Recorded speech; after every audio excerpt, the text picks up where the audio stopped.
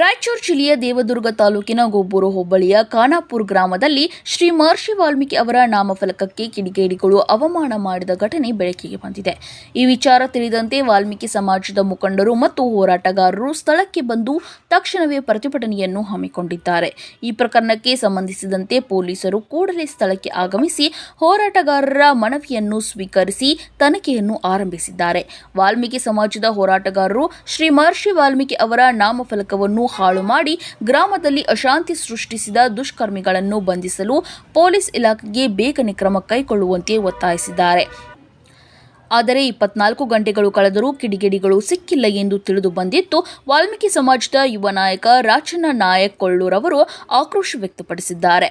ಅವರು ಮತ್ತೇನು ಹೇಳಿದರು, ಇನ್ನು 2 ದಿನಗಳಲ್ಲಿ ಕಿಡಿಗೇಡಿಗಳು ಬಂಧಿಸದೇ ಇದ್ದರೆ ನಾವು ರಸ್ತೆಗಳಲ್ಲಿ ಉಗ್ರ ಹೋರಾಟ ನಡೆಸುವುದಾಗಿ ಮುನ್ನೆಚ್ಚರಿಕೆ ನೀಡಿದ್ದಾರೆ. ಆಗಲಿ ಸರ್, ಈಗ ಪರವಾಗಿಲ್ಲ, ಇನ್ನ 24 ತಾಸು ಟೈಮ್ ಇದೆಯಲ್ಲ ಸರ್, ನೀವೆಲ್ಲ ಅವ್ರನ್ನ ಕಿಡಿಗೇಡಿಗಳನ್ನ ಬಂದು ಸರ್ ಅಲ್ಲಿವರೆಗೆ ಅಷ್ಟೇ ಇರಲಿ ಸರ್. ಆಲ್ರೆಡಿ ನಮ್ಗೆ ಅವಮಾನ ಆಗಿಬಿಟ್ಟು ಸರ್,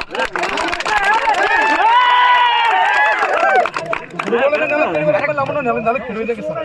ಇದಕ್ಕೆ ಯಾವುದೇ ಕಾರಣಕ್ಕೆ ಸರ್ ನಾವು ನಿಮಗೆ ಗೌರವಿಸ್ತೀವಿ, ನಿಮಗೆ ನಾವು ನೀವು ಏನು ಕೇಳ್ತೀರಿ ನಾವು ನಿಮ್ಗೆ ಬೆಂಬಲ ಕೊಡ್ತೀವಿ ಸರ್, ಇಲ್ಲ ಅಂತಂದಿಲ್ಲ. ಅವ್ರ ಕಿಡಿಗೇಡಿಗಳನ್ನ ಬಂದು ಸರ್ ಇಲ್ಲೇ ಇರಲಿ ಸರ್, ನಾವೆಲ್ಲರೂ ಇಲ್ಲೇ ಕುತ್ಕೊಂಡು